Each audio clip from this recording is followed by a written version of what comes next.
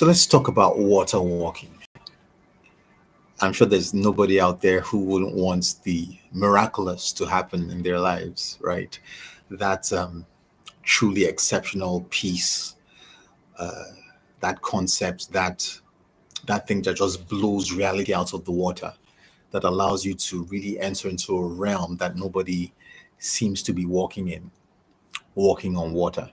And that absolutely reminds me of one of my favorite stories that pertains to this. I'm sure we all remember it from our childhood days, or if you're an avid student of the Bible, you'd remember that on one occasion the 12 disciples of Jesus were on a boat and they were trying to get to the other side, to a particular country or to a particular town, and they had left him at his request. And then in the middle of the night, the storms were raging, the water was bubbling, and all hell was breaking loose. And out of nowhere, out of the deep darkness, comes Jesus walking on the water, right? And all of them freaked out. It's a ghost, is this, is that, and the other, right? But out of the 12, just one of them spoke up and made an unusual request. And he said that it's you bid me to come to you on the water. In other words, if you're truly the one, then I want to walk on water as well. I want to do what you're doing. And that's a really important lesson, right? Because a lot of us are desiring to be exceptional, without realizing what it takes to be that way, without realizing what it takes to walk on water. Now, if you review that story, if you analyze that story carefully, you discover that 12 people were given the same opportunity. 12 people were in the same place. They saw the same thing. They were in the same situation. But only one of the 12 decided to take advantage of that opportunity.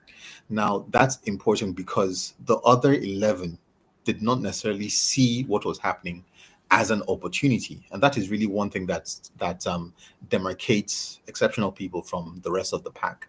It is the ability to see an opportunity in something that does not look like an opportunity. In other words, understanding that opportunities do not necessarily appear in the form of opportunities, but rather are camouflaged in times of trouble, in times of crisis, in turbulent times, in times where it seems that all hell is breaking loose. Usually, they only see the front side of the crisis or the challenge of the problem without realizing that every crisis has two faces to it.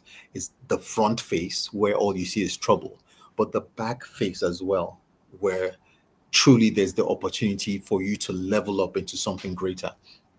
And it was only one of them, Peter, who was able to somehow realize that, hey, even though everything seems to be really awkward right now or really terrifying, I think this is an opportunity for me to level up into something higher, something that I can only sense with my mind. But I believe that given this opportunity, I can take advantage of it and also do what the master is doing.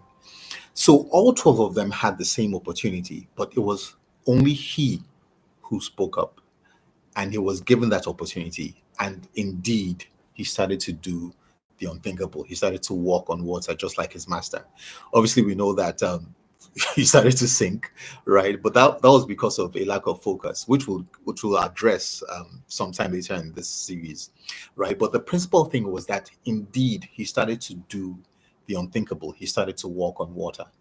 That's the first thing, taking advantage of the opportunity that is hidden within something that looks like a crisis. There's always an opportunity.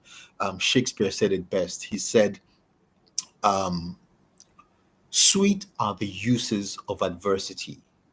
Sweet are the uses of adversity, ugly and venomous like a toad, yet wears a precious jewel in its head." Let me say that again. Sweet are the uses of adversity, ugly and venomous like a toad, yet wears a precious jewel in his head. In other words, no matter how bad something is or something seems to be, there is usually something else hidden within that thing that presents an opportunity for you to take advantage of. Sweet are the uses of adversity. So if you're able to analyze any crisis that is happening in your life, whether it's financial, personal, emotional, mental, whatever it is, there's usually something that is embedded within that challenge that you can use to your advantage, that can turn things around for you and enable you to walk on water, right? And the second thing is also to realize at a deeper level that before you do that, before you can truly walk on water, you need to go through a process and you need to have a word for it, right? Peter didn't just jump into the water and start to try and walk on water. He said, if it's you, bid me to come. In other words, he wanted a word of direction. He wanted a word of instruction. He wanted a word that would enable him to bolster and to really walk on water. And he waited for that before he started to walk, right? So you might desire the miraculous, right? You might desire to level up into greatness 1000, right? Or whatever it is.